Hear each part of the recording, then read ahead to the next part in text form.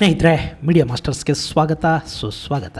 ಗೆಳೆಯರೆ, ಚೀನಾ ಮಾಲು ಅಂದ ಕೂಡಲೇ ನಮಗೆ ಗುಣಮಟ್ಟದ ಬಗ್ಗೆ ಹಲವಾರು ಅನುಮಾನಗಳು ಬರುತ್ತವೆ. ಅದು ಆಟಿಕೆ ಇರಬಹುದು, ಆಟೋಮೊಬೈಲ್ ಇರಬಹುದು, ಅಥವಾ ಆಯುಧನೇ ಇರಬಹುದು. ಚೀನಾ ಮಾಲು ಚೀನಾ ಮಾಲೆ, ಅದಕ್ಕೆ ಯಾವ ಗ್ಯಾರಂಟಿನೂ ಇರೋದಿಲ್ಲ.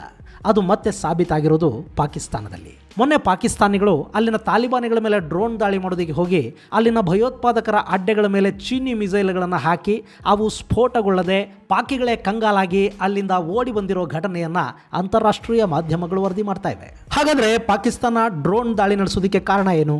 ಅದರಲ್ಲೂ ತನ್ನ ಬ್ಲಡ್ ಬ್ರದರ್ಸು ತಾಲಿಬಾನಿಗಳ ಮೇಲೆ ಅವ್ರು ಯಾಕೆ ದಾಳಿ ಮಾಡೋದಕ್ಕೆ ಹೋಗಿದ್ರು? ಅಲ್ಲಿ ಚೀನಿ ಮಾಲು ಬಣ್ಣ ಕಳ್ಕೊಂಡಿದ್ದು ಹೇಗೆ ಅನ್ನೋ ಬಗ್ಗೆ ಒಂದಷ್ಟು ಕುತೂಹಲಕಾರಿ ಮಾಹಿತಿಯನ್ನು ಇಲ್ಲಿ ನೋಡೋಣ.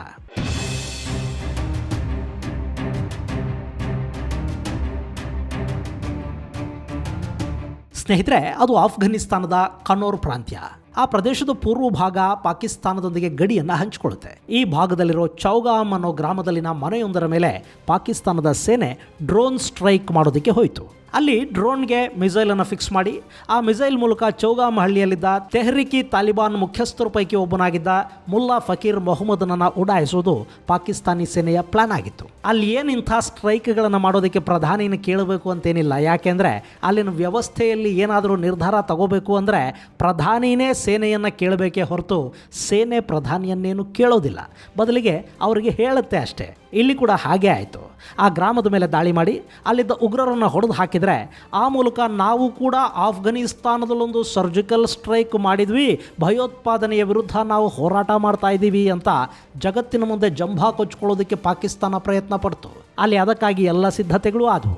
ಮಿಸೈಲನ್ನು ಲೋಡ್ ಮಾಡಿಕೊಂಡ ಡ್ರೋನ್ ಗಡಿ ದಾಟಿ ಫಕೀರ್ ಅಹಮದ್ ಇದ್ದ ಮನೆ ಹತ್ರಕ್ಕೂ ಬಂತು. ಅಂದ್ಕೊಂಡ ಹಾಗೆ ಡ್ರೋನ್ನಲ್ಲಿದ್ದ ಮಿಸೈಲ್ ಕಳಚಿಕೊಂಡು ಉಗ್ರನಿದ್ದ ಕೋಣೆಯಿಂದ 20 ಅಡಿಗಳಷ್ಟು ದೂರಕ್ಕೆ ಬಿದ್ದು ಬಿಡ್ತು.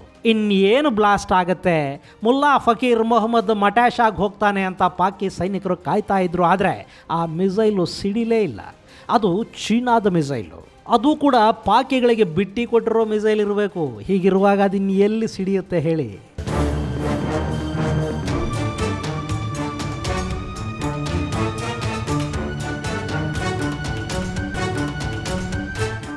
ಇನ್ನು ಮತ್ತೊಂದು ಕಡೆ ಡ್ರೋನ್ ದಾಳಿ ಹಾಗೂ ಮಿಸೈಲ್ ಬಿದ್ದದ್ದು ಗೊತ್ತಾದ ಕೂಡಲೇ ಫಕೀರ್ ಮೊಹಮ್ಮದ್ ಅಲ್ಲಿಂದ ಎಸ್ಕೇಪ್ ಆದ. ಅವನು ಹಂಗೆ ಹೋದ ಎಷ್ಟೋ ಹೊತ್ತಿನ ನಂತರ ಯಾಕೋ ಮೊದಲು ಹಾಕಿದ್ದು ಸಿಡಿಲಿಲ್ವಲ್ಲ ಅಂತ ಪಾಕಿಗಳು ಮತ್ತೊಂದು ಮಿಸೈಲ್ ಅಂತಂದಲ್ಲಿ ಉದುರಿಸಿದ್ರು. ಆ ದಾಳಿಲಿ 2 ಉಗ್ರರು ಸಣ್ಣ ಪುಟ್ಟ ಗಾಯಗಳೊಂದಿಗೆ ಪ್ರಾಣಾಪಾಯದಿಂದ ಪಾರಾದ್ರಂತೆ. ಅಲ್ಲಿಗೆ ಪಾಕಿಗಳ ಸರ್ಜಿಕಲ್ ಸ್ಟ್ರೈಕ್ ವಿಫಲ ಆಯಿತು. ಅಷ್ಟೇ ಅಲ್ಲ, ಈ ವಿಫಲ ದಾಳಿ ಅಲ್ಲಿ ಇನ್ನು ಮುಂದೆ ತೆಹ್ರಿಕಿ ತಾಲಿಬಾನ್ ಹಾಗೂ ಸರ್ಕಾರದ ನಡುವಿನ ಸಂಘರ್ಷವನ್ನು ಮತ್ತಷ್ಟು ಹೆಚ್ಚು ಮಾಡುತ್ತೆ. ಸರ್ಕಾರ ಅಂದ್ರೇನು, ಪಾಕಿಸ್ತಾನದ ಸರ್ಕಾರ ಅಂತ ಅಂದ್ಕೊಳ್ಳೋದಕ್ಕೆ ಹೋಗಬೇಡಿ. ಇನ್ನು ಮುಂದೆ ಈ TTP ಉಗ್ರರು ಪಾಕಿಸ್ತಾನದಲ್ಲಿನ ಚೀನೀಯರನ್ನು ಹೆಚ್ಚು ಟಾರ್ಗೆಟ್ ಮಾಡ್ತಾ ಹೋಗ್ತಾರೆ. ಅದನ್ನು ಪಾಕ್ ಹೇಗೆ ನಿಯಂತ್ರಿಸುತ್ತೆ, ನಿಭಾಯಿಸುತ್ತೆ ಅನ್ನೋದನ್ನು ಕಾದು ನೋಡಬೇಕು.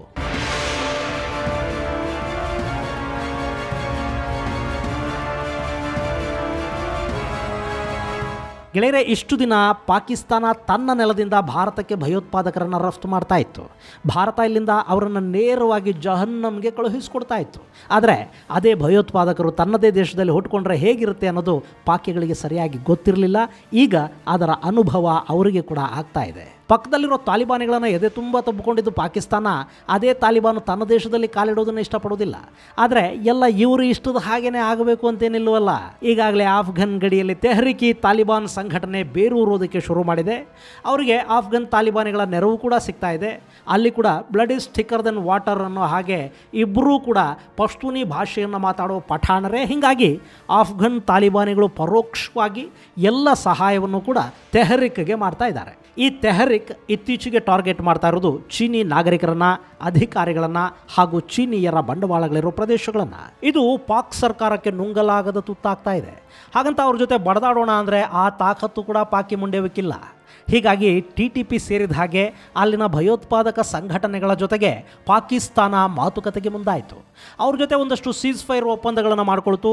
ಆ ಒಪ್ಪಂದದ ಪ್ರಕಾರ ಪಾಕ್ನ ಜೈಲುಗಳಲ್ಲಿದ್ದ ತೆಹ್ರಿಕಿ ತಾಲಿಬಾನಿ ಸಂಘಟನೆಯ ಉಗ್ರರನ್ನು ಬಿಡುಗಡೆ ಮಾಡಬೇಕು, ಅವರನ್ನು ಆಫ್ಘನ್ ಗಡಿ ದಾಟಿಸಿ TTP ನಾಯಕರಿಗೆ ಒಪ್ಪಿಸಬೇಕು, ಹಾಗೆ ಪಾಕಲ್ಲಿ ಶರಿಯಾ ಕಾನೂನನ್ನು ಜಾರಿಗೆ ತರೋ ನಿಟ್ಟಲ್ಲಿ ಕೆಲಸ ಶುರುವಾಗಬೇಕು, ಸ್ವಾತ್ ಕಣಿವೆಯಲ್ಲಿ ಉಗ್ರರನ್ನು ಕಾಡ್ತಾ ಇರೋ ಸೈನ್ಯವನ್ನು ಹಿಂದಕ್ಕೆ ಕರೆಸ್ಕೋಬೇಕು ಅಂತೆಲ್ಲ ಒಂದಷ್ಟು ಕಂಡೀಷನ್ಗಳನ್ನು ಉಗ್ರರೇ ಸರ್ಕಾರಕ್ಕೆ ಹಾಕಿದರು. ಆ ಎಲ್ಲ ಕಂಡೀಷನ್ಗಳನ್ನು ಕೂಡ ಇಮ್ರಾನ್ ಸರ್ಕಾರ ಒಪ್ಕೊಳ್ತಾದರೂ ಆ ನಂತರ ಅಲ್ಲಿ ನಡೆದದ್ದೇ ಬೇರೆ.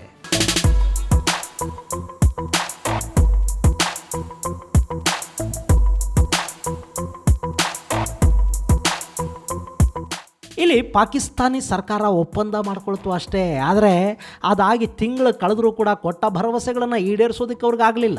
ಇದು ಸಾಧ್ಯವಾಗೋ ಕೆಲಸ ಕೂಡ ಆಗಿರಲಿಲ್ಲ. ಈಗಾಗಲೇ FATFನ ಗ್ರೇ ಲಿಸ್ಟಲ್ಲಿರೋ ಪಾಕಿಸ್ತಾನ ಈಗಲಿನ ನಟೋರಿಯಸ್ ಉಗ್ರರನ್ನು ಬಿಡುಗಡೆ ಮಾಡಿದರೆ ಟಾಸ್ಕ್ ಫೋರ್ಸ್ನ ಕೆಂಗಣ್ಣಿಗೆ ಗುರಿಯಾಗಬೇಕಾಗತ್ತೆ. ಅಂತಾರಾಷ್ಟ್ರೀಯ ಮಟ್ಟದಲ್ಲಿ ಕೂಡ ತೀವ್ರ ವಿರೋಧವನ್ನು ಎದುರಿಸಬೇಕಾಗತ್ತೆ. ಹೀಗಾಗಿ ಕೊಟ್ಟ ಮಾತನ್ನು ಸರ್ಕಾರ ಈಡೇರಿಸುವುದಕ್ಕೆ ಸಾಧ್ಯವಾಗದೇ ಇದ್ದಾಗ ಮತ್ತೆ TTP ಉಗ್ರರು ಪಾಕ್ ಸೇನೆಯ ಮೇಲೆ ದಾಳಿ ಮಾಡೋದಕ್ಕೆ ಮುಂದಾದರು. ನಾವಿನ್ನು ಚೀನಿ ನಾಗರಿಕರು ಹಾಗೂ ಬಂಡವಾಳಗಳ ಮೇಲೆ ಕೂಡ ದಾಳಿ ಮಾಡ್ತೀವಿ ಅಂತ ಅವರು ಘೋಷಿಸಿಬಿಟ್ರು. ಈ ಸೀಸ್ ಫೈರ್ ಉಲ್ಲಂಘನೆಯ ಹಿಂದಿದ್ದವನು ಮುಲ್ಲಾ ಫಕೀರ್ ಮುಹಮ್ಮದ್.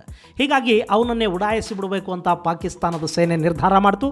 ಅದರ ಪರಿಣಾಮನೇ ಚೌಗನ್ ಗ್ರಾಮದ ಮೇಲೆ ನಡೆದ ಚೀನಿ ಮಿಸೈಲ್ಗಳ ದಾಳಿ.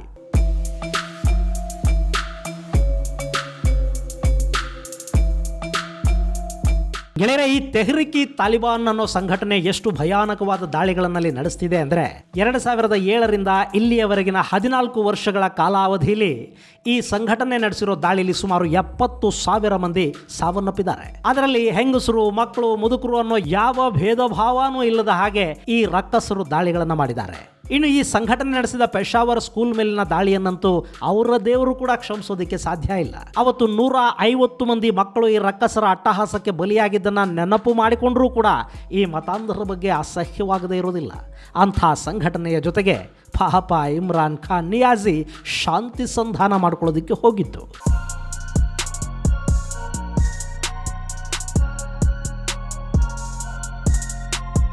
ಈ ಸಂಘಟನೆಯ ಜೊತೆ ETIM ಅಂದರೆ ಈಸ್ಟ್ ತುರ್ಕಿಸ್ತಾನ್ ಇಸ್ಲಾಮಿಕ್ ಮೂವ್ಮೆಂಟ್ ಅನ್ನೋ ಸಂಘಟನೆ ಕೂಡ ಸೇರ್ಕೊಂಡಿದೆ.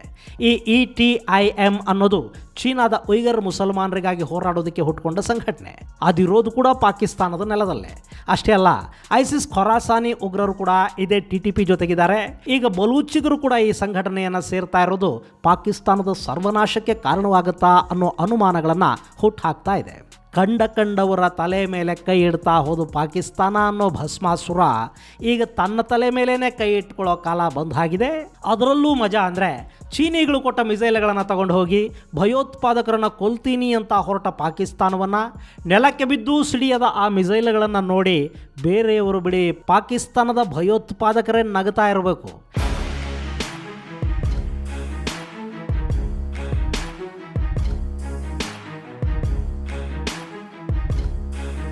ಇದು ಗೆಳೆಯರೆ ಪಾಕಿಸ್ತಾನ ಚೀನಾದ ಮಿಸೈಲ್ಗಳನ್ನು ಹಾಕಿ ನಗೆಪಾಟಲಿಗೀಡಾದ ಕಥೆ. ಮುಂದಿನ ಸಂಚಿಕೆಯಲ್ಲಿ ಮತ್ತೊಂದು ವಿಶೇಷ ಜೊತೆ ಮತ್ತೆ ಭೇಟಿಯಾಗೋಣ. ಅಲ್ಲಿವರೆಗೆ ಜೈ ಹಿಂದ್, ಜೈ ಕರ್ನಾಟಕ.